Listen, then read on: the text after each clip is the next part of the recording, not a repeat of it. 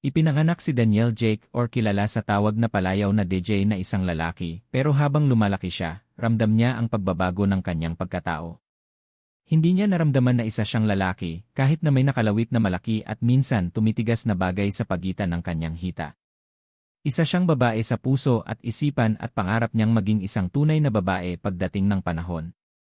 Hindi niya alang-alam kung paano gagawin iyon lalo na at anak siya ng isang business tycoon at lalaking lalaki na si Dominic de la Fuente.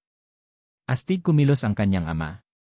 May kapatid din siyang barakong-barako na si Brian de la Fuente at nang nalaman ng buong pamilya, lalo na ng daddy Iya na naisa siyang gay, halos maghalo ang balat sa tinalupan. Nabugbog siya at kulang na lang ibitin siya ng patiwarik ng daddy niya para lang maging lalaki siya. Kaya lang, feeling niya, hindi talaga niya kayang maging lalaki. Isa siyang Disney princess sa puso at sa diwa. Gusto niyang maging niya ding maranasan ang feeling na maging isang dalagang Filipina at gusto niya din sanang sumali sa mga pageant. Kaya lang, paano niya gagawin iyon kung sa umpisa pa lang, hindi talaga matanggap ng sarili niyang ama na si Dominic de la Fuente ang tunay niyang nararamdaman. Huwag na huwag kong makita ka ulit na nagsusuot ng damit pambabae kung hindi, kahit saang lugar pa yan, hindi ako nangingimi na hubaran ka. Hindi ako papayag na may anak akong bakla, nakatatak na sa puso, at isipan niya ang sinabing iyon ng kanyang ama, kaya talagang natatakot siyang magladlad. Bakla siya at gustuhin niya mang magsuot ng gown, hindi talaga pwede. Lalo na at nagsipag-asawa na ang mga kapatid niya, at siya na lang itong natitira sa kustodiya ng mga magulang niya. Simula noong nagsipag-asawa ang mga kapatid niya, nagkaroon din ng sariling rules ang kanyang ama na si Dominic de la Fuente. Iyon ay hanggat hindi siya nag-aasawa, titira siya sa bahay nila. Another rules na hindi niya kayang tanggihan. Lalo na at kilalang kilala niya kung paano magalit ang sarili niyang ama. Kahit labag sa kalooban, no choice siya kundi ang magtiis at aasa na lang siya na sana dumating ang oras na matatanggap siya nito. DJ, anak. Aalis na ka ba? Teka lang, hindi ka pa kumain ng lunch ah. Isang umaga paalis na siya ng mansion nang bigla na lang siyang habulin ni Mommy Trixie. Halata sa magandang mukha ng kanyang ina ang pagtataka habang nakatitig sa kanya. Mom, magpapabili na lang po ako sa sekretary ko ng breakfast. Kailangan po kasi ako sa opisina ng mas maaga dahil may meeting po ako kay Mr. Tay, seryosong sagot niya sa kanyang ina. Dito kay Mommy Trixie, ayos lang. Ayos lang kung magladlad siya dahil nakakaintindi ito sa sitwasyon niya. Pero ang Daddy Dominic niya wala talagang pag-asa. Baka kasi kapag ipilit niya ang gusto niya ay hindi lang simpleng sapak ang matatanggap niya dito eh. Baka pilayan na siya nito at habang buhay na siyang upo ng wheelchair. Kagaya na lang noong unang araw nitong nalaman na isa nga siyang bakla. Hinihintay ka ng daddy mo sa dining area. Sabay na kayong pumasok ng opisina since sa iisang building lang naman ang destinasyon nyo. Seryosong wika ni Mommy pero kaagad din naman siyang nakaramdam ng pagtutol ng kanyang kalooban. Hangat maari, ayaw niya sanang makasama ang sarili niyang ama sa iisang kotse pagpasok ng opisina. Feeling niya kasi nasusuffocate siya sa presensya nito eh. Pero ano nga ba ang magagawa niya? Utos ng hari at hindi pwedeng baliin. Hindi pwedeng hindi sumunod lalo na at siran-sira na ang pangalan niya sa daddy niya. Okay po mom, mahinang sagot niya dito. Kaagad namang gumuhit ang masayang ngiti sa labi nito. Hayaan mo, magiging maayos din ang lahat. Saka, anak, hindi ka dapat magtanim ng galit sa daddy mo ha. Alam mo naman na wala siyang ibang hangad kundi ang maging maayos ang kinabukasan mo. Alam mo naman ang daddy mo gusto niyang makita na lahat ng mga anak niya ay nasa maayos ng kalagayan bago siya tuluyang mamahinga. Saka, pangarap din ng daddy mo na makita niya ang apo niya sa iyo, kaya ganoon na lang kalaki ng sama ng loob niya sa iyo noong nalaman niya na isa kang, alam mo na, mahabang wika ni Mommy. Hindi niya naman mapigilan ang mapakamot ng ulo. Aminado siya sa sarili niya na virgin pa siya. Wala siyang experience both gender babae or lalaki sa larangan ng pakikipagtalik pero noon pa man, buo na ang nasa isipan niya. Wala siyang planong mag-anak lalo na at wala siyang balak na tumikim ng babae. Mom, hindi po ako galit kay Daddy. Naiintindihan ko po siya. Kaming mga anak niya ay pride niya at feeling niya siguro, nakakasira ako ng image ng pamilya natin, kaya ganito na lang niya ako kung ituring, malungkot niyang sagot dito. Hayaan mo na. Magiging maayos din ang lahat. Basta, ako, kahit na ano pa ang mangyari anak kita at tanggap kita, kahit na sino ka pa, nakangiti nitong sagot sa kanya. Hindi niya naman mapiilan ang makaramdam ng tuwa. Ilang saglit lang, magkaagapay na silang dalawa ni Mommy na naglakad patungo sa dining room kung saan naabutan namin si Daddy na halatang hinihinta sila. "Good morning Dad," bati niya naman dito bago siya naupo. Nahuli niya pa ito na seryoso siyang pinagmasdan bago tumango. "Mamaya, after office hour, sasama ka sa amin ng Kuya Brian mo, Kobe at Raven sa bar. Baka sasama din pala ang Uncle Charles mo. Get-together ito ng mga lalaki ng angkan natin, kaya hindi pwedeng wala ka," seryosong wika ng daddy niya sa kanya. Hindi naman siya nakaimik. Ayaw niyang sumama pero may magagawa ba siya? Of course wala. Wala talaga. Kagaya nga ng sinabi ng sarili niyang ama na si Dominic de la Fuente, after office hours, dumiretso sila ng bar. Nadatnan niya nga ang Kuya Kobe niya at ang mga kasama nitong sila Raven at Kuya Brian na noon ay halatang inuman talaga ang pakay dahil sa dami ng mga alak na nakapatong sa mesa. Tito, hindi daw po makakarating si Daddy. May lakad sila ni Mommy. Narinig niyang paliwanag ni Kuya Kobe pero hindi niya na pinagtuunan pa ng pansin iyon. Lalo na at hindi na siya nakatanggi nang bigla na lang siyang abutan ng isang baso na may lamang alak ni Raven. "Here, let's drink and enjoy," wika nito sa kanya. Tatanggi sana siya pero nang mapansin niyang nakatitig sa kanya ang kanyang ama, wala na siyang nagawa pa kundi bantulot na tinangap ang alak. Natatakot siyang baka sa mismong harapan ng kapatid, bayaw at pinsan niya, bigla na lang siyang bugbugin no. Kailangan niyang maging masunuring anak dito para naman bumalik sa dati ang pakikitungo nito sa kanya. Mahal na mahal niya naman itong si daddy niya eh. Of course, sarili niya itong ama at kahit na hindi nito tanggap kung ano at sino siya, malaki pa rin na ng paggalang niya dito at hindi magbabago iyon kahit na ano ang mangyari. Kahit na pagmalupitan niya ito, hindi mawawala sa kanyang puso at isipan ang respeto para dito. "Thank you," mahina niyang sagot kay Raven at walang sabi-sabing basta niya na lang tinungga ang laman ng baso na may alak. Napansin niya pa nga ang makahulugang pagpapalitan ng tingin nila Daddy at Kuya Brian pero hindi niya na pinansin iyon. Hanggang sa nasundan ang pagtagay na ginawa ng mga ito sa kanya. "That's my son. Sabi ko na nga ba eh. Mabait ang anak kong iyan at masunurin." Narinig niya pang sambit ng daddy niya. Kasabay ng tuwa na nararamdaman niya sa puso niya ay ang biglaan niyang paghawak sa kanyang ulo. Bigla kasi siyang nakaramdam ng pagkahilo eh. Hindi niya alam kung ano ang problema pero feeling niya parang umiikot ang buo niyang paligid kasabay ng nararamdaman niyang pag-init ng buo niyang katawan. "I think tumalab na. Buhatin niyo siya sa at dalhin sa kotse," narinig niya pang utos ng daddy niya. Hindi niya maintindihan kung ano ang nangyayari pero alam niyang may mali. Lalo na nang maramdaman niya na pinagtulungan siyang alalayan ng mga kasama nila dito sa loob ng EI room. Samantalang si Dominic de la Fuente naman, hindi mawala-wala ang ngiti sa labi. Sure siya na bukas din magiging tunay ng lalaki ang anak niya sa gagawin niyang ito. Hindi pwedeng hindi lalo na at hindi niya talaga tanggap na magiging bading lang ang isa niyang anak. Abat lahat ng anak niya, gusto niyang mabigyan siya ng mga apo para naman mas dumami pa ang magdadala ng kanyang apelyedo. "Dad, paano po kung walang mangyari?" "I mean, don't worry, may mangyayari. May babae nang ipapadala sa hotel ang sekretary ko at magaling daw iyon. Walang kawala iyang kapatid mo sa kamandag ng babaeng iyon," nakangising sagot ni Dominic sa anak niyang si Brian. "Actually, okay na sana eh. Masaya na sana ang lahat.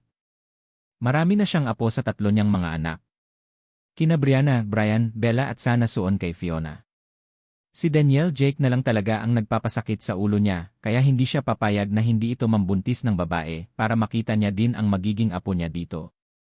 Maganda ang lahi nila. Subok niya na iyon sa mga apo niya ngayon. Kaya nga, hindi talaga siya papayag na may isa siyang anak na maligaw ng landas at sayangin lang ang sperm." Pagdating ng hotel, kaagad na inayos nila Brian, Kobe at Raven si DJ sa pagkakahiga. Hinubaran na din nila ito para wala ng sagabal. Samantalang si DJ naman, may kakaiba na siyang nararamdaman. Gising ang diwa niya at nakakaramdam na siya ng init sa buo niyang katawan. Feeling niya kakapusin na din siya sa paghinga. Tumalab na ang gamot. "We need to go.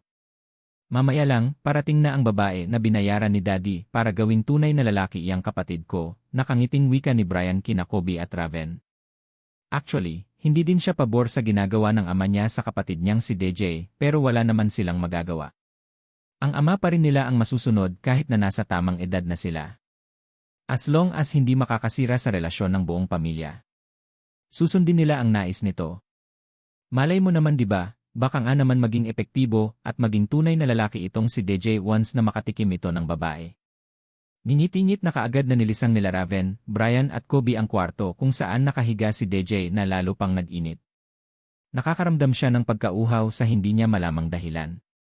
Samantalang sa housekeeping department, nakayuko si Elena Arellano habang pinapagalitan ng kanyang supervisor. Paano ba naman kasi late na naman siya? Sorry po, sir, nakayukong wika ni Elena. Kailangan niyang magpakumbaba lalo na at hindi pwedeng mawala siya ng trabaho dahil siya na lang ang inaasahan ng buo niyang pamilya. Sorry. Iyan lang ba ang kaya mong sabihin?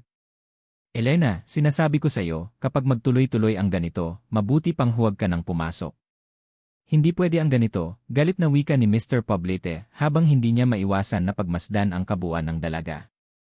Sa totoo lang, noon pa siya may matinding pagnanasa dito eh. Kaya lang, hindi siya makakuha ng tiyempo, lalo na at nandito sila sa hotel kung saan nagkalat ang sili at napaka-aloof ng dalaga sa kanya. Isa din ito sa dahilan kung bakit mainit ang ulo niya dito dahil sa ganitong pag-ugali ng babaeng ito sa kanya. Ganito na lang bakit nga pala hindi ka na lang pumayag sa nais ko? Nakangising wika ni Mr. Poblete kay Elena. Sa pagkakataon na ito, umandar na naman ang pagiging manyakis niya. Silang dalawa lang naman ni Elena ang nandito sa loob ng opisina at pwede naman siguro nilang gawin ang mga bagay na mahigpit na ipinagbabawal ng hotel sa kanilang mga empleyado. Ano ang ibig niyong, hindi na natuloy pa ni Elena ang sasabihin niya nang bigla na lang siyang hawakan ni Mr. Poblete sa kanyang balikat. Wala sa sariling napaatras siya sa takot. Elena, alam mo naman na matagal na akong may gusto sa'yo, di ba? Pumayag ka lang, ako ang bahala sa'yo. Kahit na araw ka pang late dito sa trabaho, walang problema. Kayang-kaya kitang pagtakpan, nakangising wika nito na labis na ikipananlaki ng mga mata niya. Wala sa sariling napatitig siya sa mukha ni Mr. Poblete, at mas lalo siyang natakot nang mapansin niya ang matinding pagnanasa sa mga mata nito. Hindi po. Kahit na mahirap lang po ako.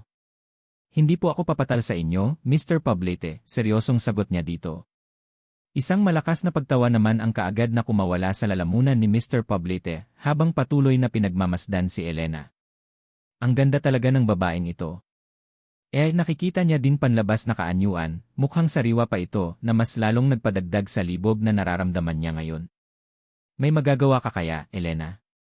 Dalawa lang tayo sa loob ng opisina, kaya pagbigyan mo na ako. Noon pa kasi ako libog na libog sa iyo nakangisi nitong wika at halos inisang hakbang lang ang pagitan nilang dalawa at malakas siya nitong niyakap. Kaagad namang nagpapalag si Elena. Hindi niya matatagap sa sarili niya na lalapastanganin siya ng isang manyak na supervisor niya. Hindi siya papayag na magtagumpay ito sa plano nito sa kanya. Bitiwan mo ako. Bitiwan mo ako, natatakot na wika ni Elena. Pilit siyang nagpupumiglas sa supervisor niyang manyakis pero hindi talaga kaya. Ang bango mo. Pagbigyan mo na kasi ako. Kahit isang beses lang. Pangako, masisiyahan ka din, puno ng pagnanasa na bigkas ni Mr. Poblete sa dalaga. Hindi pa ito nakontento at talagang isinusubsob pa nito ang mukha sa lig ng dalaga na mas lalong nagpaulol dito. Shit, ang bango mo talaga. Nakakalibog ka. Elan. Esrenan, wika nito. Kahit na may kasuotan pa sila, mas lalo nitong idiniin ang sariling katawan sa dalaga na mas lalong nagbigay ng matinding pagpapapanik kay Elena. Hindi niya matatanggap na lalapastanganin siya ng lalaking ito. Hindi siya papayag. Bitawan mo ako. Ano ba? Bitawan mo ako, sabi naiiyak niyang sambit sabay igtad ng isa niyang paa at sapol ang pagkalalaki ni Mr. Poblete. Sa isang iglap, napabitaw sa kanya ang lalaki. Namimilipit din ito sa sakit dahil sapol talaga ang itlog niya sa pagtadyak na ginawa sa kanya ni Elena. Walang hiyakang, babae ka, galit na sigaw ni Mr. Poblete kay Elena. Ang kaninang matinding pagnanasa na nararamdaman niya ay napalitan iyon ng matinding sakit. Hindi ako papayag na lapastanganin mo ang pagkababae ko, Mr. Poblete, galit na sigaw ni Elena at mabilis na tinahak ang daan patungo sa labas ng opisina. Samot-saring emosyon ang nararamdaman niya. Hindi niya din mapigilan ang maiyak. Ngunit, bago pa siya nakalabas ng opisina, dalawang kamay ang humawak sa paa niya.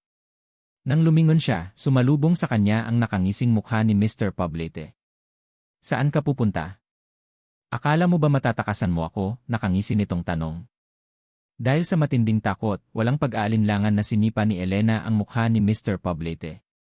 Sa pool ito na siyang naging dahilan kaya nabitawan siya na kinuha niya na namang pagkakataon para makaalis.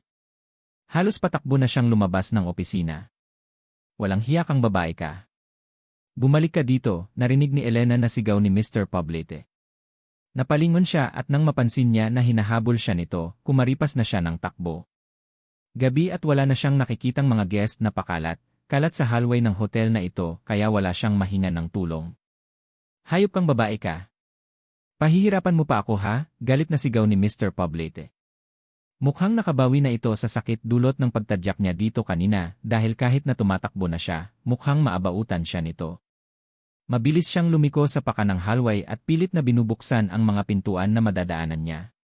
Kung hindi siya magtatago, tiyak kasi talagang masusundan siya ni Mr. Poblete. Pangatlong pinto na nadaanan niya ay swerte niyang hindi nakalock iyon. Bumukas kaya walang sabi-sabing pumasok siya sa loob at pagkapasok niya, hindi na siya nagdadalawang isip na ilok ang nasabing pintuan. Abot-abot ang kanyang kaba at wala sa sariling inilibot niya ang paningin sa buong paligid. Napakadilim kaya naman, kinapakapan niya ang switch ng ilaw at bago niya pa yun nahawakan, dalawang braso ang pumulupot sa kanyang baiwang. Lalo namang nanlaki ang mga mata niya sa gulat at bago pa siya nakahuma, nahila na siya nito patungo sa kama. Teka lang po. Hindi po ako, hindi niya na natuloy pa ang sasabihin niya nang bigla na lang siya nitong hatakin patungo sa kama. Sabay pa silang natumba doon. Siya ang nasa ilalim at ramdam niya ang mainit nitong katawan sa ibabaw niya. Ikaw ba yung pinadala na babae para sa akin ni Daddy? Narinig niya pang bigkas nito gamit ang baritono nitong boses kasabay noon ay ang pagdampi ng labi ng estranghero na ito sa may punong tainga niya. Kaagad na nanlaki ang mga mata niya dahil sa matinding takot. Teka lang po. Mali po. Hindi po ako hindi na natuloy pa ang sasabihin ni Elena nang maramdaman niya ng pagkawarak ng suot niyang blouse. Pilit siyang nagpupumigla sa lalaking nasa ibabaw niya pero sadyang mas malakas ito. Ramdam niyang malaki din itong tao, kaya naman sa tuwing itinutulak niya ito, para bang walang kwenta ang lakas niya. Let's play tonight, bitch. Isa lang naman ang gusto ng dad ko ang maging tunay akong lalaki kaya dapat lang na maging cooperative ka at paligayahin mo ako. Iparamdam mo sa akin na masarap nga ang babae kagaya ng naririnig ko sa kapatid ko at mga pinsan ko. Narinig niyang wika nito pero hindi niya na masyado pang binigyang pansin pa iyon.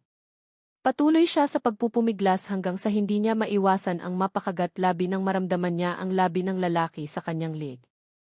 Dinidilaan nito ang liig niya at kinakagat-kagat. Mariin niyang naipikit ang kanyang mga mata. Isa itong malaking pagkakamali at hindi pwedeng mangyari. Tumakas lang siya mula sa kamay ni Mr. Poblete pero mukhang hindi siya makakaligtas sa estrangherong ito.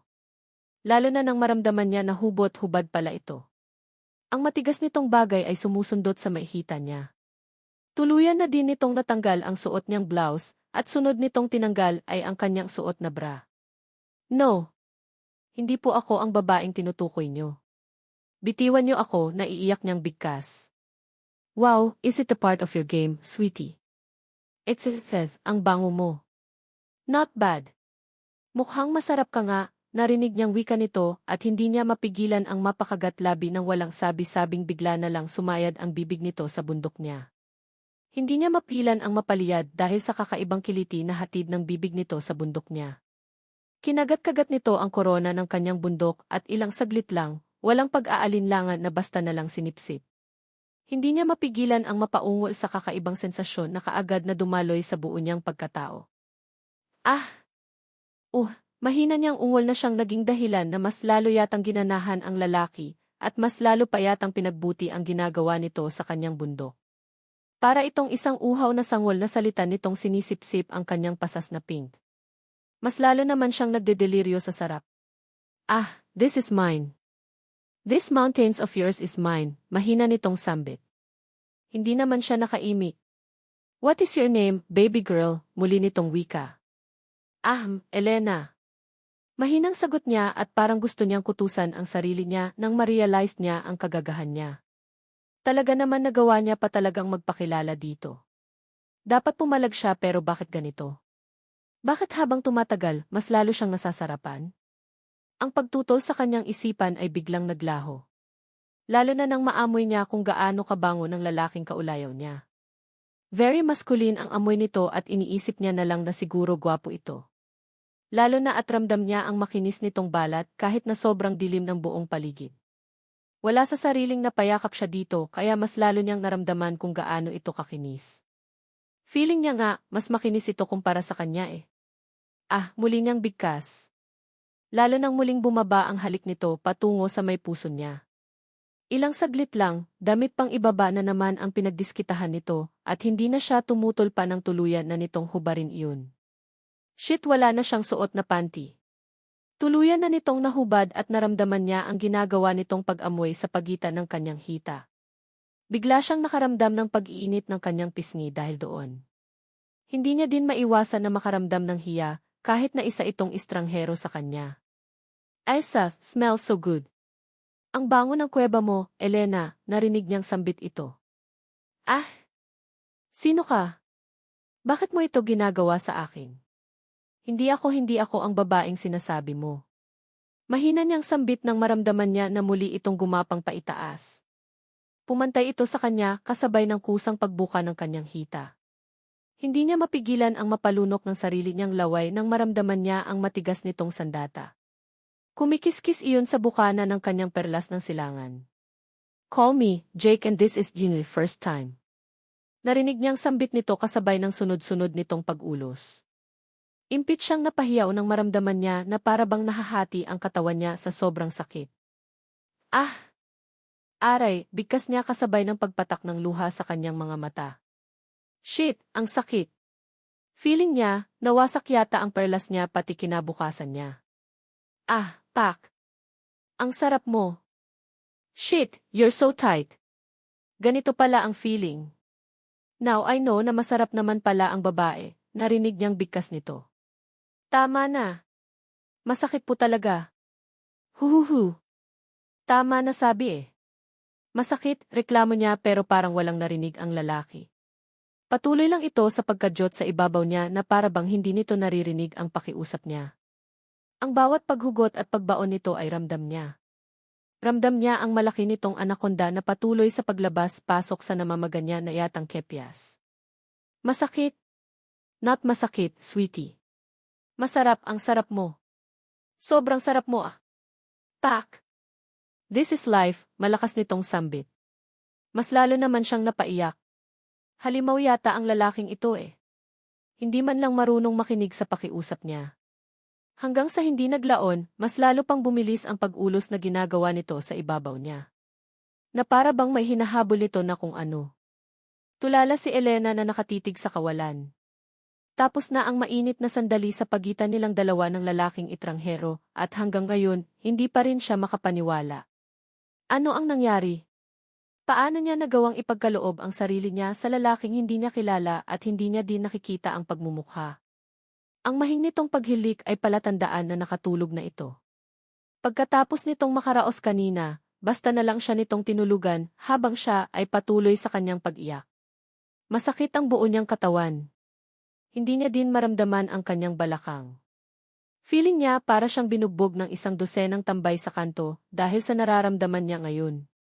Kanina niya pa gustong bumangon at lumabas sa silid na ito pero hindi niya kaya. Feeling niya, hindi siya makakalakad sa sobrang sakit. Nang maramdaman niya na humitno sa paghilik ang lalaking katabi niya, saka pa lang siya nagpa siyang bumangon ng kama. Bahala na pipilitin niya ang sarili niya na makaalis sa silid na ito. Wala nang dahilan pa na manatili pa siya sa silid na ito, lalo na at ayaw niya nang masundan pa ang kung anuman ang nangyari sa pagitan nilang dalawa ng estranghero na ito.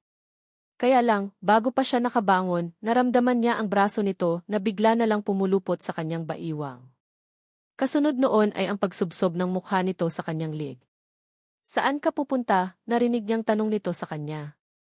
Nakatalikod siya dito at ramdam niya ang matigas na bagay na tumutusok sa may puweta niya. Aalis na po ako. Mahina niyang sagot dito. Aalis? Not so fast. Hindi ba't buong gabi kang bayad? Stay here dahil hindi pa tayo tapos. Mahina nitong sambit at ganoon na lang ang pamimilog ng kanyang mga mata nang basta na lang nitong itinaas ang isa niyang hita at pagkatapos noon, muli nitong itinutok ang matigas nitong armas sa kanyang kuweba. Kaagad siyang napakagatlabi nang maramdaman niya ang sunod-sunod nitong pagkakadyot at ang tuluyang pagbaon ng pagkalalaki nito sa namamaga niya ng perlas. Ah, shit! Ganito pala ang feeling. Ang sarap mo, narinig niyang sambit nito. Pigil naman niya ang sarili niya ang kanyang pag-ungol. Hindi na kagaya kanina ang feeling. Mas masarap na sa pakiramdam sa ngayon. Ramdam niyang punong-puno ang perlas ng silangan niya dahil sa malaki nitong alaga. Moon in the name, Elena. Hey name is Jake at akin ka ngayong gabi. Narinig niyang sambit nito na mas lalo pa nitong idiniin ang bawat pagkadyot mula sa likuran niya. Ah, Jake. Ang sarap, malakas niyang sambit. Yes, Elena. Masarap ka din nakakaadik ka, narinig niyang sambit nito. Ilang ulos pa ang pinakawalan nito bago nila sabay na narating nagrurok ng tagumpay.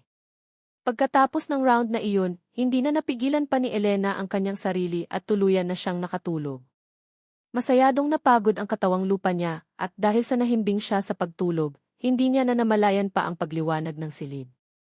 Samantalang si DJ naman, kanina pa siya gising. Hindi siya makapaniwala habang titig na titig siya sa babaeng nasa tabi niya. Aminado siya sa kanyang sarili na masyado siyang nag-enjoy at nakalimutan niya yata ang pagiging bakla niya dahil makailang ulit niyang inangkin ang babaeng nasa tabi niya ngayon. Ang babaeng nakikita niya sa mukha nito ang matinding pagod. Magkano ba ang binayad ng daddy ko sa iyo, Elena? Bakit ka pumasok sa ganitong klaseng trabaho? Mahina niyang bulong. Hindi niya pa rin maalis-alis ang pagkakatitig niya sa mukha ng babae. Aminado siya na maganda ang babae. Mahahaba ang pilik mata at mapupula ang labi. Hindi niya mapigilan ang mapabuntong hininga. Ano ba ang nangyayari sa kanya? Kailan pa siya natutong humanga sa isang babae? Liling-iling na mabilis na siyang bumangon ng kama para maligo. Tinanghali na siya ng gising at kailangan niya pang pumasok ng opisina. May meeting din siya mamayang hapon kay Mr. S.E. at kahit na feeling niya, naubos ang energy niya sa halos magdamag na bakbakan, kailangan niya pa rin kumilos. Habang nasa banyo, iniisip pa rin ni Daniel Jake ang babaeng nakatalik niya kagabi. Aminado siya sa kanyang sarili na sobrang nag-enjoy siya. First time niya din kaya hindi niya alam kung tama ba ang naging performance niya. Lalo na at dinig niya na para bang nasaktan si Elena kagabi. Hindi niya mapigilan ang maipilig ang kanyang ulo. Nag-concentrate siya sa paliligo. Habang nagsasabon siya ng kanyang katawan, hindi niya mapigilan ang mapahawak sa kanyang pagkalalaki, at nang maramdaman niya na nag-uumpisa na naman itong mabuhay, hindi niya mapigilan ang sarili niya na mapamura. Tak, talaga yatang nakakadik ang seksa. Tumigas ka na naman, mahina niyang usal. Dali-dali siyang nagbanlaw. May oras pa naman. Balak niyang umiskor ulit kay Elena. Bibigyan niya na lang siguro ng bonus ang babae tutal naman na paligaya siya nito magdamag eh. Kaya lang, sa paglabas niya ng banyo, ganoon na lang ang panlulumo niya nang hindi niya na nadatnan ang babae. Wala na ito at mukhang nakaalis na at nang hawiin niya ang makapal ng kumot na nakatakip sa kama. Ganoon na lang ang panlalaki ng mga mata niya sa gulat nang mapansin niya ang kalat ng kulay pulang mansa na nagkalat sa kobre kama. Shit, virgin pa siya. Virgin pa ang babaeng nakasama ko kagabi, mahinang bulong niya sa kanyang sarili. Feeling niya, biglang nanigas ang buo niyang katawan. Bigla siyang nakaramdam ng tawag ng konsensya at pag-aalingalangan. Wala naman yatang virgin na prost, diba? Shit! I think kailangan niyang kausapin ang daddy niya para tanungin kung saan galing ang babaeng nakasama niya kagabi. Nagising si Elena kanina na masakit ang buo niyang katawan. Nang imulat niya ang kanyang mga mata, napansin niyang nag-iisa na lang siya sa kama, kaya kahit na nanghihina siya, dali-dali niyang hinagilap ang lahat ng kanyang kauotan at isa-isang isinuot sa kanyang katawan. Natatakot siyang baka muling bumalik ang lalaking lumapastangan sa kanya kagabi at baka kung ano pa ang gawin sa kanya. Nang maisuot niya na lahat ng kasuotan niya, walang pag-aalinlangan na mabilis na siyang lumabas ng silid. Ramdam niya ang pananakit ng kanyang katawan pero hindi niya na iyon inalintana. Wala kasi siyang ibang gustong gawin ngayon, kundi ang makalabas ng hotel at makalayo sa lugar na ito. Masyadong traumatic ang naranasan niya kagabi at hindi niya na alam kung ano ang gagawin niya. Kaya lang habang naglalakad siya sa hallway, hindi naman maiwasan na makasalubong niya ang mga kasamahan niya sa housekeeping na sila Mona at Gemma. Napansin niyang nagulat ang mga ito nang makita siya. Elena, ano ang nangyari sa iyo? Saka, hindi ba't kaninang alas 4 pa dapat natapos nag-duty mo diba? Seryosong tanong sa kanya ni Gemma. Hindi naman siya nakaimik. Hindi niya alam kung ano ang isasagot niya sa mga kasama niya. Saka, ano ang nangyayari sa iyo? Bakit ganyan ang hitsura mo? Tanong naman sa kanya ni Mona. Ha? Wala. Wala. Masyadong maraming guest kagabi kaya napagod ako. Sige na mauna na ako na inyo. Paiwas niyang sagot at dali-dali na siyang naglakad paalis. Sa bawat pagkahakbang niya, hindi niya mapigilan ang mapangiwi. Sobrang sakit ng puwerta niya at pati yata ang tuhod niya nanginginig din hindi niya mapigilan ang mapakagat-labi.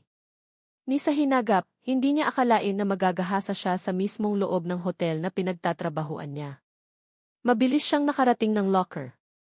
Mabuti na lang talaga at walang katao-tao, kaya naman, ilang saglit lang, mabilis na siyang naglakad patungo sa exit area kung saan mga empleyado lang ang may access.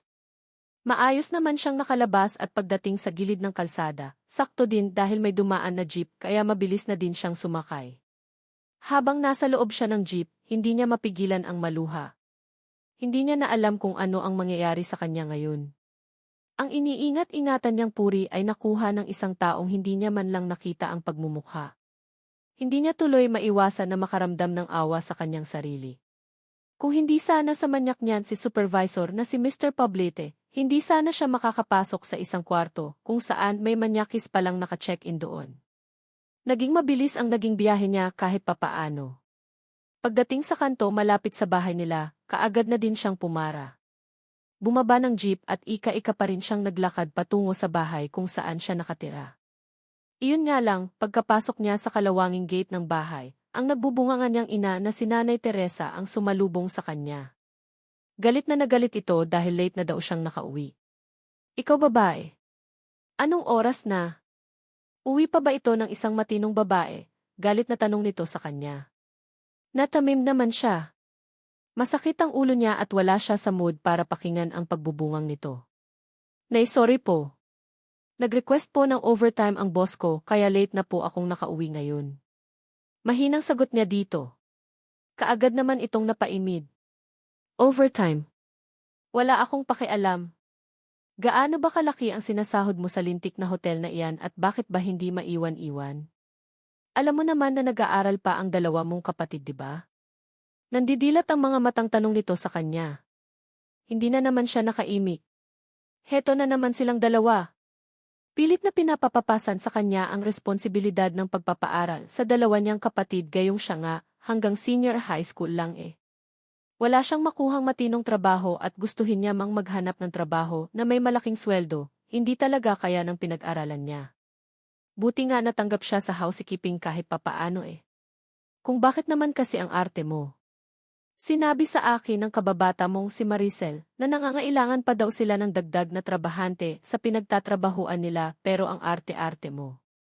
Ayaw mo dahil mas gusto mong mapagkapuyat sa lintik ng hotel na iyan na kulang pa pambili ng pagkain natin sa loob ng isang buwan ang kinikita mo. Muli nitong wika. Hindi niya na napigilan ang sarili niyang maluha. Nay naman alam niyo naman po na hindi ko kayang magtrabaho sa bar eh. Wika niya. Iyan nga eh. Hindi mo kayang magtrabaho sa bar kahit na malaki ang kita doon dahil boba ka. Walang kwentang anak at hanggang ngayon pasanin pa rin ang pamilyang ito, galit na sagot nito sa kanya. Hindi niya na mapigilan ang mapaiyak. Nay, ang sakit niyo naman pong magsalita. Anak niyo din naman ako ah.